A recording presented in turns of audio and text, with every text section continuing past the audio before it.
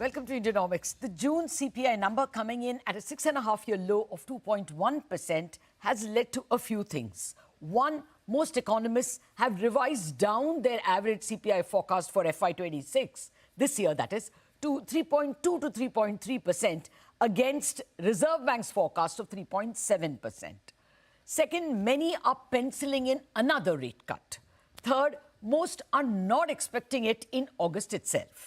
And fourth, above all, bankers and bond dealers are watching Reserve Bank's liquidity policy. How much liquidity Reserve Bank will add or remove from the system and when will determine bond yields and the rate cut transmission.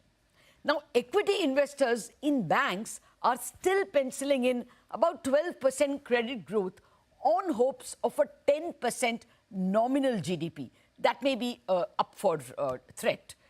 And they're also penciling in an end to the rate cycle. These are what equity investors are penciling in. So today on Indianomics, we have three experts to help us understand how growth, inflation and liquidity may pan out.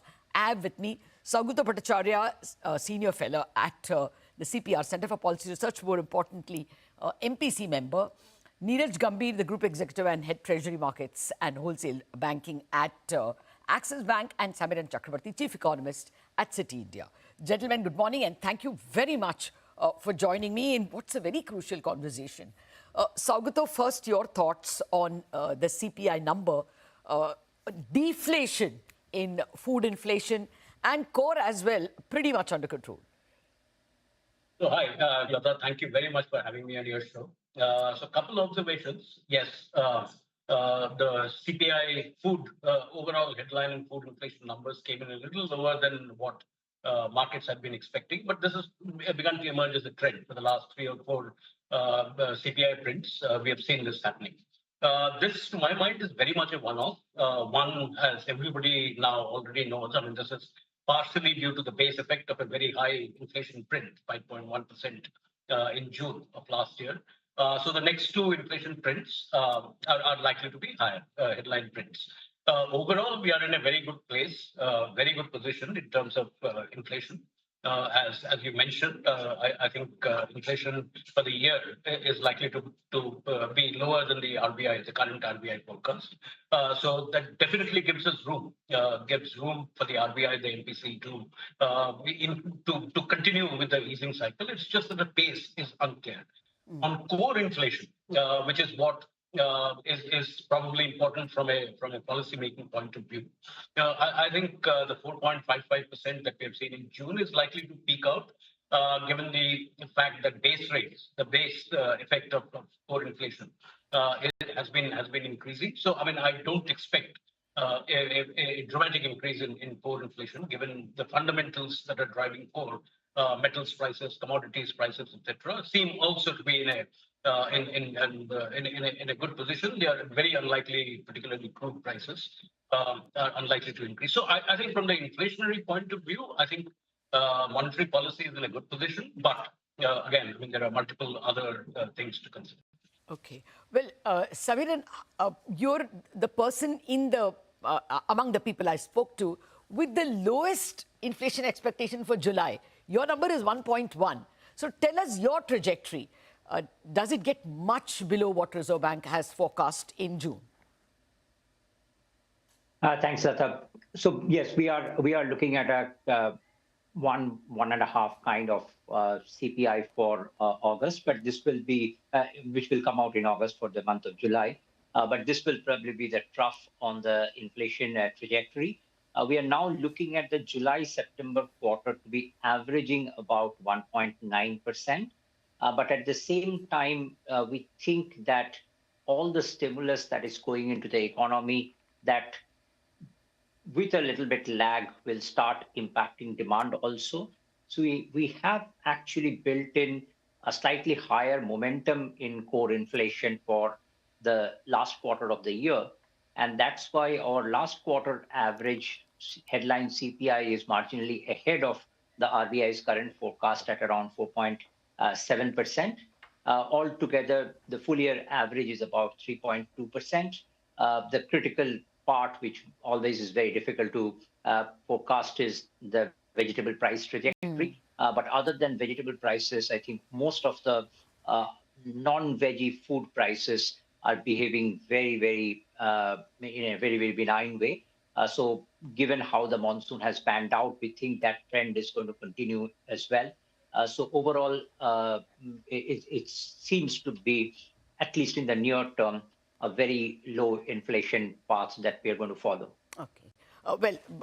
Neeraj, what are the markets expecting from Reserve Bank? If the number, as Samiran is putting it, is going to be 1 point something, maybe even lower than 1.5, will they go ahead and cut despite the neutral stance? So I think given the inflation outcome and given what Samiran has said, I think the markets are broadly in line with the fact that the next reading is going to be a low reading, but after that we'll see some recovery in inflation numbers, some pull up in inflation numbers. But given the expected outcome on inflation, despite that, I don't think the markets are expecting a rate cut in August, as you yourself mentioned in the initial part of this program. The key reason is twofold. First is that Reserve Bank has already front-loaded a lot of monetary policy action. I think given what they did in the last policy, it was much more than what the market had expected. And I think with that size of monetary policy impetus given, I would guess the Reserve Bank would like to wait a little bit longer before taking the next step. Second is that the action on the liquidity front is also a little bit unclear. There is ample liquidity in the system. There is approximately 3 lakh crore surplus in the system currently. If Reserve Bank does not conduct variable rate reverse repo auctions, then all this liquidity will sit in the SDF, which is where the rate is 5.25. But if Reserve Bank continues to do VRRs and keeps on, it will effectively pull the overnight rate up towards the repo rate. So currently the market is expecting Reserve Bank to continue with the VRRs and pull the overnight towards the repo rate, which basically means that, there is an implied 25 basis point hike in the overnight rates, right? So these are the two forces which are kind of playing out, which is why you're seeing bond market to be very stable at this point in time. Okay. Yeah, I agree. Moving more towards 5.4, actually, the call rate from below 5.25 some time back. Saugata, I'm going to ask you two quick questions because you're not going to be with us after the break. Our discussion will continue. One is, how should central bankers think of inflation? Should they think of the fact that all through 2025, we are going to have 3% or below inflation, which means the real rate is more than 250 basis points? Or should they think of the 1 year forward, in which case 1 year ahead you may have a 4% plus? What should be the standard way of thinking? So, I think this question has been settled in multiple papers, theoretical, academic discussions, and Samiran put it very clearly that it's not just the next couple of sprints, the next quarter. You have to look at it over the course of the year, probably across the cycle. Again, I still go by the RBI's forecast, but even there, it does seem to be on an upward trajectory after, say, from the third quarter onwards. So obviously, this is not. You hear the argument that it's best to cut the policy rate before start with another easing, make another easing move before inflation starts moving upwards. I don't think that's a correct argument because obviously the monetary policy easing cycle, as the name implies, is over the course of the cycle. Okay. So you have to consider that. On top of that, you have to look at various other measures which might impinge on core and headline inflation going forward. The inflation growth trade-off, global uncertainty, volatility, etc. So I think caution that I at least particularly keep talking about. I think that needs to be very much in place in looking at the path of monetary policy. Okay. Let me pack two quick questions before you leave us. One, do you personally think that there is space? Because if you look at current inflation, there seems to be a lot of space. If you look at 1 year ahead, you can even argue there is no space. And the governor's statements can be interpreted either way in his interview to me. That one question. And the other one, would growth move the RBI more? And are you worried about growth? in the sense, the WPI number came in at deflation. It came in at minus 0.3. So, is there a growth scare as well?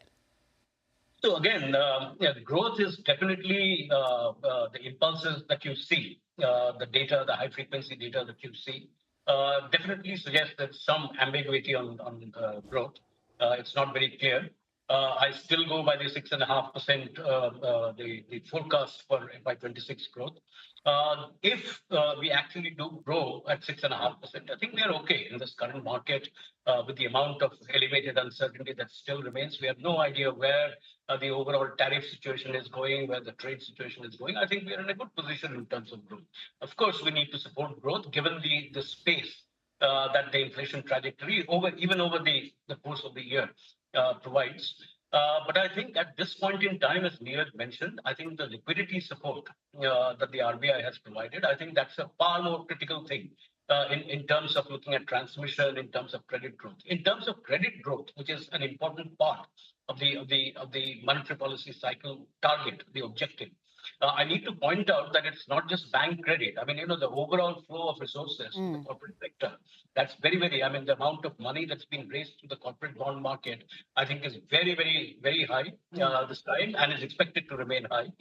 Transmission has been faster in the corporate bond market. So, we need to look at the overall flow of credit, not just from the bank credit side. Fair point. So you see space for a further fall in rates? In short, yes. Okay. Yes, I see space, but that obviously depends on multiple factors going forward, particularly inflation. Okay. Well, thanks a lot for that, Saugata. We'll take your leave. Neeraj, Samiran, please stay on. Quick break, and we are back with more questions.